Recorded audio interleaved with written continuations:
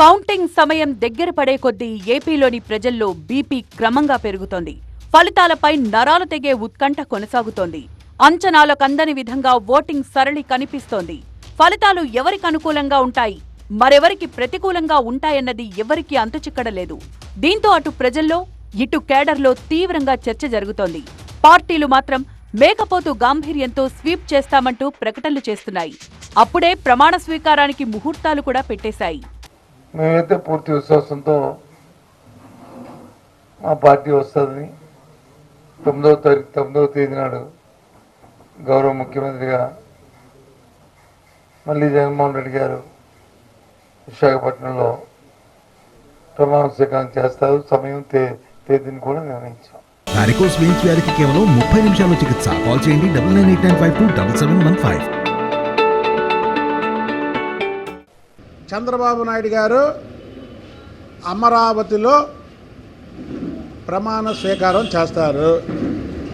అయితే డేట్ అంటారా, వాళ్ళ ఫ్యామిలీ భువనేశ్వరి గారు సిద్ధాంతులకు చూపించి భువనేశ్వరి గారు డేటు ఫిక్స్ చేస్తారు.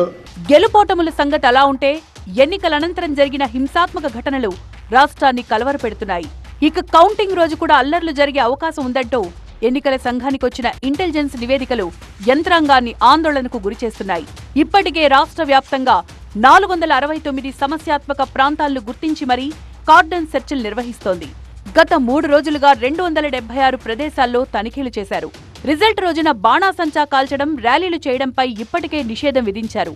అటు 24 కౌంటింగ్ కేంద్రాలకు అదనపు అధికారులను కూడా నియమిస్తూ ఆదేశాలిచ్చారు. పల్నాడు, అనంతపురం, తిరుపతి వంటి ప్రాంతాల్లో ప్రత్యేకంగా దృష్టి సారించారు.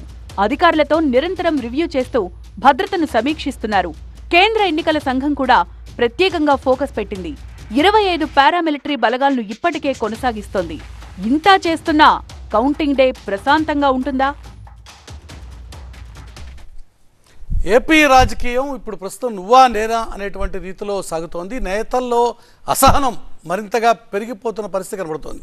ఇదంతా కూడా గెలుపు మీద ధీమాతో వస్తున్నటువంటి వ్యవహారమా, లేక ఓటమి భయం ఎక్కడన్నా పొంచి ఉన్నటువంటి వ్యవహారమా? ఎందుకు ఈ స్థాయిలో వ్యక్తిగతంగా శత్రుత్వం, పరస్పరం కేసులు పెట్టుకునేటువంటి వరకు వ్యవహారం వెళ్తోంది అన్నదే ఇప్పుడు సర్వత్రా సాగుతున్నటువంటి చర్చ. ఈ సందర్భంలో ఇప్పుడు ప్రస్తుతానికి నివురుగప్పి నిప్పుల వాతావరణం ఉన్నప్పటికీ కూడా కౌంటింగ్ రోజు ఒక పెద్ద సవాలే అని చెప్పచ్చు. ఈ విషయాన్ని ఇప్పటికే గుర్తించినటువంటి కేంద్ర ఎన్నికల సంఘం 25 పారామిలిటరీ బలగాల్ని రంగంలో దించింది. ప్రత్యేకించి 56 మంది సీనియర్ అధికారులని ఎన్నికల సంఘం నియమించింది. పల్నాడులోనే ఎక్స్క్లూజివ్గా 8 మంది అధికారులని నియమించినటువంటి పరిస్థితి అక్కడ మనం గమనించవచ్చు. దాన్ని బట్టి దాని ఇంటెన్సిటీ ఏ స్థాయిలో ఉందో అర్థం చేసుకోవచ్చు.